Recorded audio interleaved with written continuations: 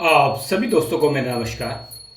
दोस्तों, आज मैं आपको जानकारी दे रहा हूँ। सबसे पहली जो जानकारी है वह है पूजा में नारियल क्यों चढ़ाया जाता है, और दूसरा सवाल है महिलाएं नारियल क्यों नहीं फोड़ती।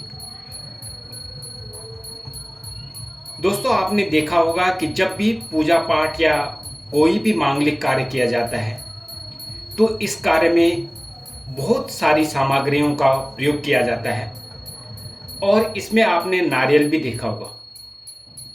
और कई बार तो जैसे अभी माता का जागरण हुआ है, उसमें बहुत सारे नारियल होते हैं। तो कभी सोचा आपने कि ये नारियल क्यों चढ़ाए जाते हैं?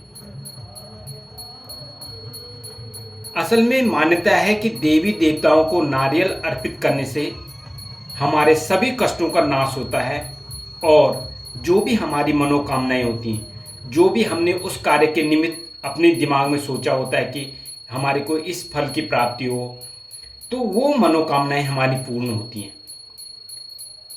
ज्योतिष शास्त्र में भी बताया गया है कि जो नारियल के अंदर पानी होता है वो चंद्रमा का प्रतीक है।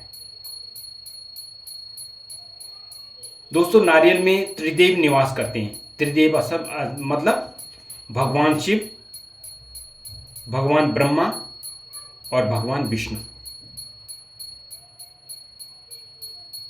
आपने देखा होगा नारियल खरीदते समय इसमें 3 आंखें होती हैं, किसी किसी नारियल में एक भी होती है। तो इसको जो है भगवान शिव के त्रिनेत्र का रूप भी माना जाता है। इसीलिए धार्मिक कार्य में नारियल का इस्तेमाल किया जाता है और बहुत शुभ माना जाता है।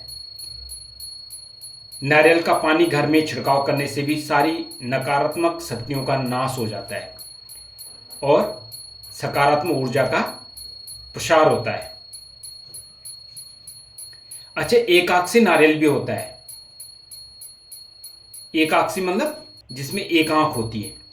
हिंदू धर्म में एकाक्षी नारियल का विशेष महत्व है। इसे माता लक्ष्मी और भगवान विष्णु का स्वरूप माना जाता है, और कहते हैं कि जिस घर में एकाक्षी नारियल होता है वहां कभी भी धन की कमी नहीं होती है।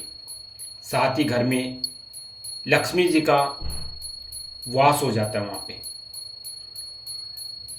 शास्त्रों में भी बताया गया है कि भगवान को एकाक्षी नारियल अर्पित करने से सुख संपत्ति और ऐश्वर्य की प्राप्ति होती है, और साथ ही व्यक्ति को व्यावसायिक क्षेत्र में भी सफलता प्राप्त होती है।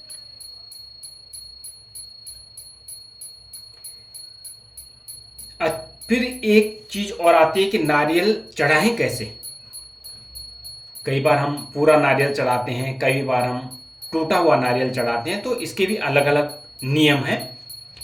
भगवान विष्णु और माता लक्ष्मी जी को हमेशा पूरा नारियल चढ़ाना चाहिए। उन्हें फोड़कर नारियल नहीं चढ़ाते। नारियल के साथ में फल फूल भी चढ़ाना अच्छा माना जाता है। इसके साथ ही गीला खोल वाला नारियल भी चढ़ा सकते हैं। शिवालय में भी साबुत नारियल ही चढ़ाना चाहिए, क्योंकि इन सभी स्थानों पर नारियल को प्रसाद के रूप में चढ़ाया जाता है।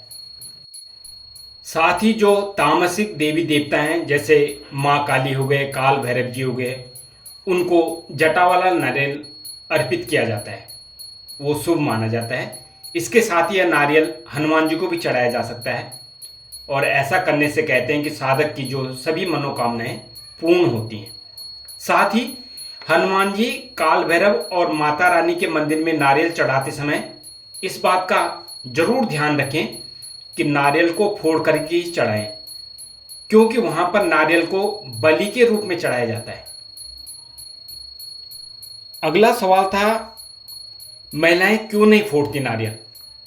तो पौराणिक काल की सनातन संस्कृति में जानवरों की बलि दी जाती थी, और अब इस प्रथा को नारियल तोड़कर कर दिया गया है।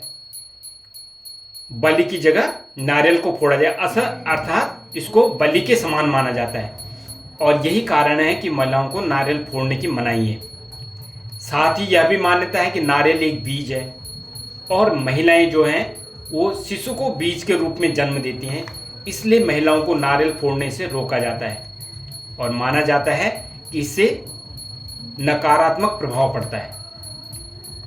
एक पौराणिक मान्यता यह भी है कि भगवान विष्णु ने धरती लोक पर माता लक्ष्मी के साथ एक नारियल भी भेजा था, इसलिए भी नारियल फोड़ना महिलाओं के लिए वर्जित माना जाता है।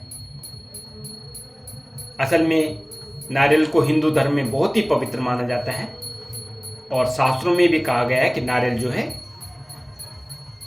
बिल्कुल त्रिदेव का स्वरूप है।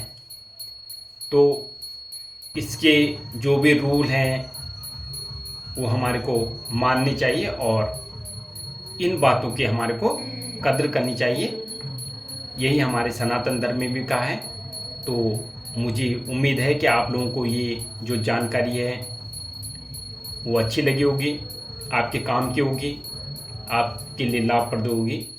इसी के साथ में आप सभी को मेरा नमस्कार। जय माता दी।